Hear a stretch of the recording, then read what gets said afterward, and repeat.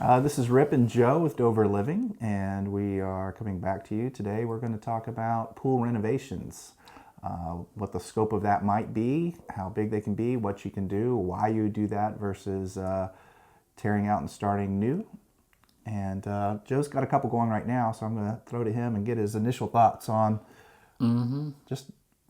I tell you, I love pool renovations.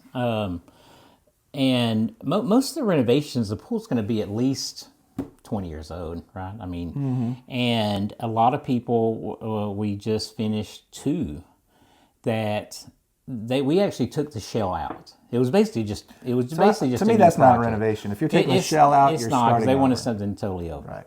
But there's one going on right now where the customers are in permitting where their pool shape is just, it's just not good. I mean, but they've also just got regular concrete around it. So what we're gonna do is we're basically gonna come in, gonna take everything out, and start over. We're gonna, the shell is gonna be left. So basically, there's gonna be new tile, new coping. It's gonna be changed up from having regular concrete, taking up all the concrete deck, putting in travertine, building walls. So that's the equivalent of tearing down a house and starting over. So let me ask you, when do you make the decision when you're going to work with the shape in the pool that's there and what modifications you can do before you say, you know what, this is getting beyond adding on to and adjusting, let's tear the house down and start over? Well, if you can live with your pool shell, and what I think I've said it in a couple more of our series here, it's not about the shape of the pool, it's about what you do around it. And so now there are people in the past, there has been customers that they'd move into a house and their pool was only 30 feet long and their pool's 8 feet, right? So by the time they came off the steps into the shallow end, they're going right down to the deep end, and we might come up and make it a 6 foot, or do some kind of modifications on the shell. You want to try it, if you can, not to expand your shell. Some people, to get what they want, you're just going to have to, because what you're doing is you're cutting into the integrity of that concrete shell that's been there for years. Now, Joe has done several of these, so I'm interested to yeah. see what his rationale is. Well, because you're taking away the integrity of it's kind of like cutting into your bathtub and making it be a little bit bigger, and you're trying to weld it, and so it's not going to leak again. Now, 100%, there's ways of doing it that you're not going to have issues. But say, for instance, I wouldn't do that just to add a bench onto the outside of the pool. But if you wanted a bigger pool, you wanted a bigger tanning shelf, you wanted Add to add a spa, then of course, you're going to cut into the shell and do what you need to do. What about We just infinity did it. edge off the back of it? I don't know if you remember the house over there in Cumming. That what we did was they had a rectangle pool, right here, and it's like a Roman, and we cut into one side because they wanted a tanning shelf. So we put a tanning shelf in, and we added a spa on the other side, and then ended up doing the cabana and the kitchen and all that stuff with it. And so there was this big renovation, but we left the Roman style pool like it is, but what we did around it was a huge. Doubled that space for sure. Yeah, it did. It definitely did. I mean, and probably when this pool was put in back then, it was awesome. But it had pavers. This pool's probably been in for at least 20 years. Pavers kind of got old, out That of was date. very awkward. The pool patio, pool deck came over, and then you went down steps and then up steps to get into the house. There's like a weird valley between the I don't two. even understand the thought process. This is all about your designer, because I don't even understand the thought process of how they had it before. I just don't. You remember how? Because you're right. It was just I don't know. It just didn't make sense, honestly. And but you can do. I mean, even if you wanted a fresh new look, there's another couple that I'm working with where they have a pool shell. They hate their pavers. They don't like their coping. It's out of style. Tile needs some new stone put on walls, and we're just going to go in there. And to me, this is the basic. We're going to come in there again, take all the pavers up, There's definitely some elevation issues with the pavers. We're going to repair all, get all that repaired and fix all that up. And that's kind of, there's just so many degrees of renovations, I mean. Sure. I mean, sometimes people say renovations and it's pebble or plaster, tile and coping. Gosh, those are, if you're just coming back with like on like, that's pretty easy to do. What's hard to do is if someone wants the tile changed, but they just had the pool pebbled and they don't want to pebble it. I know. That's hard. And I'm telling you, don't pebble take your pool unless you're going to do all those hand in hand. Yeah. If you're going to pebble take your pool, go ahead and just redo your tile too.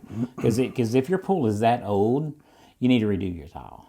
And it's just going to look better. It's going to go good. And even most of the time when people re-pebble take their pools, they're also doing new tile, at least new tile and probably new coping too. That way they're just kind of getting the whole. Yeah, because a lot of the ones we're looking at, they're 20 years old, so the tile's 20 years old, and it kind of screams at you that that style's not. Yeah. Yeah, and by the way, a lot of this is talking about like shotcrete gunite. Obviously if you have a vinyl or a fiberglass pool, what you have, I mean, you change the liner, of course, but you're really more talking about more of like the deck areas and kind of getting all that, because we've come back on a lot of vinyl liner pools and taken out, seems like most vinyl liner pools we've done just has concrete deck, and people want it to make it look fresh and clean, and we'll come back up and maybe redesign the decking area and maybe add some planters. There's actually been a couple where we've put raised walls on. I'm glad you said that. So it's funny, it's like just coming in, because a lot of people just didn't think about it. They wanted as much patio as their money would get them. So just room finished concrete, as much 500, 700, 1,000 square feet, just make it as big as you want. And you realize it's a parking lot, yeah. So now just coming in and creating pockets of plantings, changing the shape. And I'm totally against putting like concrete or deck all the way up to the house. I mean, have planters. You got to think about landscaping when you're talking about, that stuff too, but, get a game plan up. You need a plan. And, but you can do a lot with what you have. If you're talking about a shotcrete, and we're doing, I just met with these people and we're kind of doing a design that they have, again, not a very attractive pool shell shape, but what we're doing is we're actually taking it down in the back 24 inches, and we're creating like an exposed wall in the back, and we'll have steps coming down each side with like a fire pit in the back. So that way you're going to have two different elevations. It doesn't have to have that, but then there's other ones where you can actually come in and you can add a little a wall on one side and have some sheer descents coming in it, and have an upper area that kids can jump in. There's just a lot that you can do with your renovations. Just kind of come in and just give it a total facelift, not just the pool, but really everything around it. And you're saying without touching the integrity of the pool? Yeah, because you got to think, if you come in there and rip the whole pool out, it's going to be a big demo charge, to get that out. And then you're going to have to haul it away. So I don't know how far you have to go put it in a dump truck, but those fees for getting rid of concrete is a big cost for getting that out. Well, it's funny you bring that up, because we were looking at a project and we didn't end up going that direction. But one of your first things was, okay, we're going to demo this pool. Well, let's change the pool to over here and put it up at this elevation. And then now all the demo we had to do, there's no hauling it off. It's going to go right there. Now that's true. A lot of people, you can bury stuff. If you have some big hole in your backyard, if you bust up that concrete enough and you have an area that you want to fill, bring some dirt in and lift it up, you can mix it in and bury that in your yard, because it's not like it's wood. It's not, it's just, it came out of the earth anyway. So, you can definitely do that. Well, in that case, it's saving a lot of money. It actually, raising the pool where it was, we were going to need to bring fill dirt in, so it made no sense to haul concrete out. Yeah. And but that's where a good design comes in. Yeah. That's being thoughtful about it. It's not the solution every time, and we're certainly not advocate of throwing trash and burying trash in the backyard, but it is a way to think about it. And I think what me and you both tell people is, we'll give you advice like it was our checkbook. And we're not going to do something in your yard and make suggestions if we wouldn't do it in our own. So let's kind of turn the tables on that a little bit. So, because we've been talking about, let's turn it this way. So we've been talking about what to do to avoid taking out your shell. It kind of depends on really what your budget is, because I'm just going to throw a number over there, and I know around the U.S. everybody's got their own 20,000 things are worth here and where they're there, and whatever. But let's just say starting from scratch. And by the way, a lot of people will ask, hey, can we just take the shell out and use the hole that's there and put another one in? Or if people want to take out a vinyl pool and put a shotcrete. You can't do that. It's got to be just started over. You got to start over on it. But in the grand scheme of things, if you want something awesome, don't let tearing out your shell stop you from keeping it if you really don't like it. Because say here in at least the South economy, if you have an average size pool and if you're having to haul it away, I mean, it's probably going to tack on an extra $20,000, $25,000. So I'm just throwing out the number, unless you just got a lot of crazy stuff you're demoing. So just kind of have that number in mind. Is it really worth it? Because if you're going to spend a lot of money in your backyard and you're just settling for a shape you really, really hate, and no matter how pretty it looks around it, you're still seeing that and you really don't want it, then spend the extra money. Hold off on doing that fireplace, or hold off on doing the kitchen till later, or the cabana later. So some things you can come back on different phases and do, and just take that shell out and get something in there that you really want. Agree with that?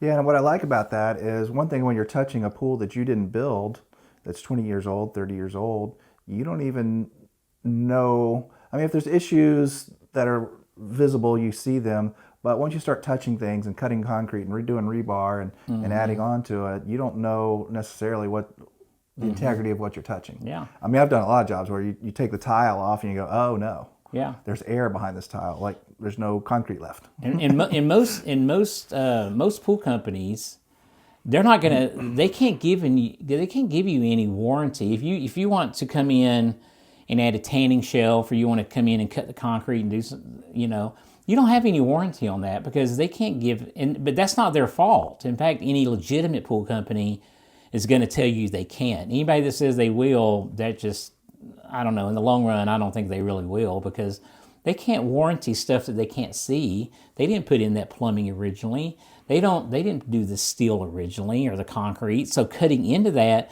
it may do something to that shell that you may not know until 6 months down the road. And so that's kind of, and it does sound like we're kind of on the fence on things, but it kind of depends on your situation. And we're just kind of giving you the ins and outs of both kind of situations. Well, I would say, run both scenarios. If you start with a brand new slate, you can do anything you want, man. The sky's the limit on shapes and sizes and locations and that kind of thing. There may and probably is an additional cost to doing that. We just threw out a $20,000, $25,000 number. If that is not going to prohibit you from doing what you want to do out there, then yeah. Because it's an old pool shell that a new pool builder is going to come in there, and we don't know if that rebar at the bottom of that pool is really in the concrete the way it's supposed to be. That pool shell may be 10 years from having issues, or it may never have an issue. But boy, if you can afford the peace of mind and start fresh and make sure it's built right, use a good pool builder. And on renovations, you better use a really good pool builder. Yeah, and I know a lot of you out there, because a lot of these people live in the inner city, or they, live in Florida, and everybody's got a pool, or Texas, everybody's got a pool. And you see a lot of just basic kidney-shaped or rectangle pools with concrete around them. Just because you have a small backyard doesn't mean that you can't do something really, really awesome. Because some of my favorite jobs we've done is actually not even big budgets, and they have small yards, and so it all has to do with all the material selecting, and really comes down to that design, because and like I said, I just finished a plan for these people, very small backyard, and they're doing some awesome stuff under there. They have a deck. We're doing, it's actually a very small pool. We're making the spa, 360 spa, just doing some cool stuff in there and making some different elevations. But if they just had a pool shell, most of the stuff that we're doing out there, we can do it in them keeping their pool shell, you know. But now this is a new project, but I'm just giving that, you know, as an example. So, Well, one thing is interesting. So, it's changing elevations. So a lot of the older pools is all at one elevation, patio coming out, going right into the pool. You talked about one earlier, you're dropping it down 18 inches or something, and bringing a bar around this way, that kind of stuff. So you can add some interest in that same area just by kind of changing some elevations, raise it up over here, lower it down over there. yeah. You know, I belong to a couple of social media sites, and I try to answer questions for people, or I'll send them here to our channel, and because a lot of times we'll already answer them on here.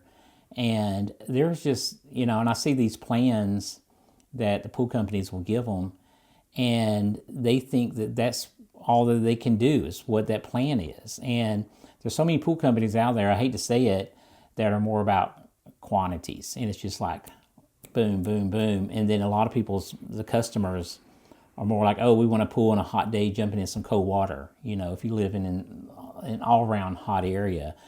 And I'm just telling you, there's just so much little things that you can do just to make it just extra nice that without spending a whole lot more than what you're doing. And that's doubly so on a renovation, having that designer that knows or is creative in there. So you can, like in a little small space, you got an existing pool, you're not changing the shape of it there, but you're adding interest to it.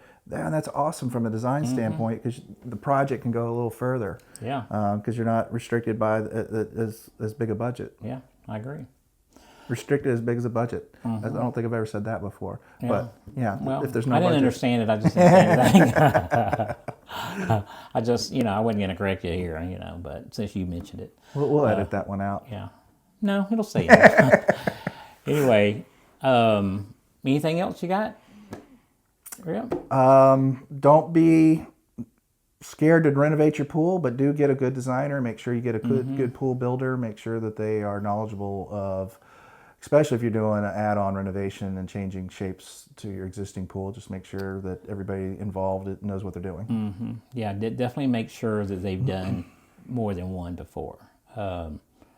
So we, you know, again, like we always say, these are our opinions on the knowledge that we have, you know, and between us, we've built over 1,000 pools and designed several thousands. And so, but if you got any other questions for us, you know, hit us up, go to our website, go to our social medias. We have Facebook, Instagram, TikTok, and take a look at, give you some good ideas and kind of see what we're about. So until then, we'll talk to you guys later.